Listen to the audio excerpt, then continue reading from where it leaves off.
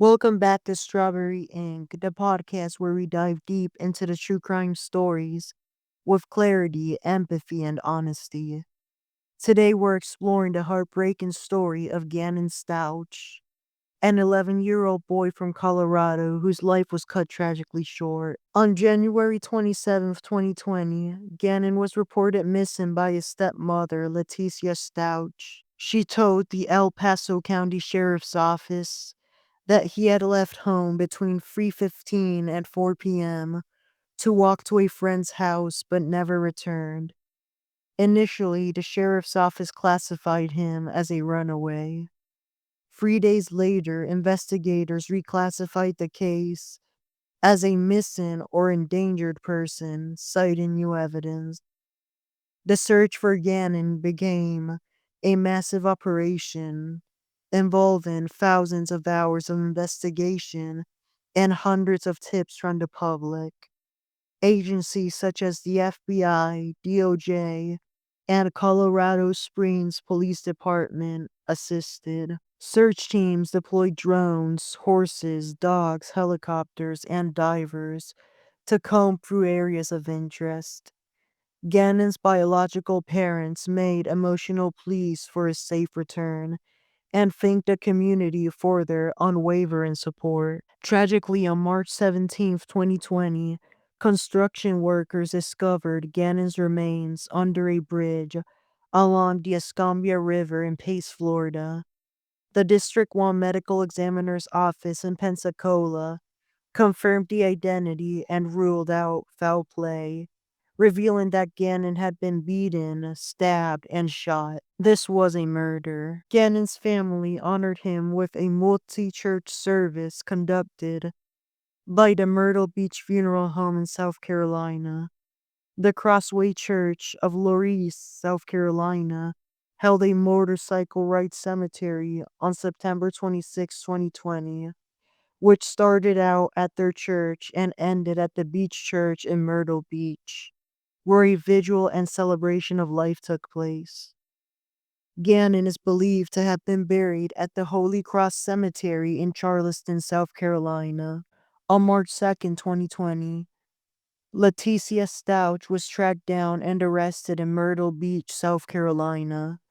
Witnesses reported she was wearing flip-flops and casual beach attire when officers took her into custody. Leticia appeared at the Myrtle Beach police station in an orange jumpsuit before Judge Clifford Welsh and waived extradition back to Colorado. The transportation back to Colorado was a long journey, including spending one night at the Saline County Jail in Kansas.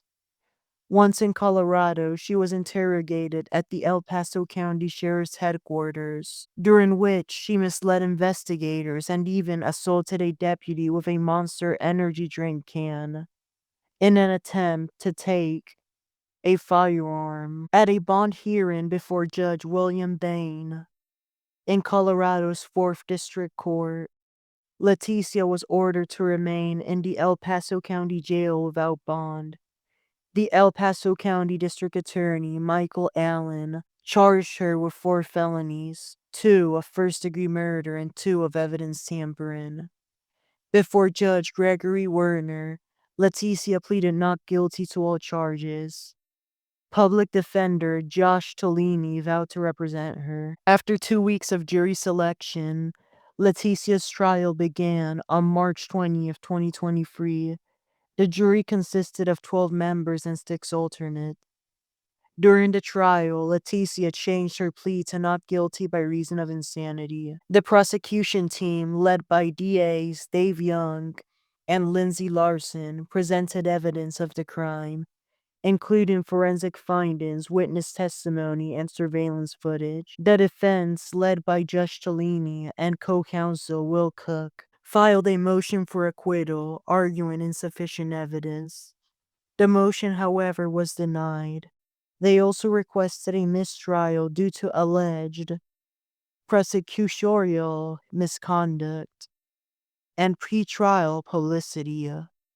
The judge denied that as well. On May 8th, 2023, the jury verdict was reached. She was found guilty on all four charges. Judge Gregory Werner immediately sentenced Leticia to life in prison without parole for both murders, terms that would be run concurrently, as well as an additional 18-year edit that again, as well as an additional 18 months in prison for one of the evidence tampering charges, and 3 to 12 years for another one. Those would be consecutive terms. Leticia has appealed her case, and the appeal is currently pending.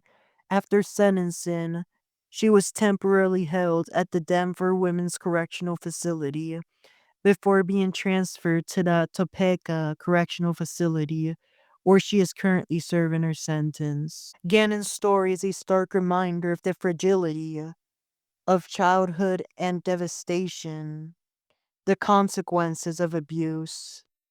Though Letecia Stauch is behind bars, the family of this kid continue to grieve and honor his memory.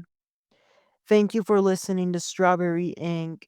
If you want more episodes exploring real life cases with careful attention to detail, then follow the show and stay tuned. Take care and have a good rest of your day. May the victim rest in peace.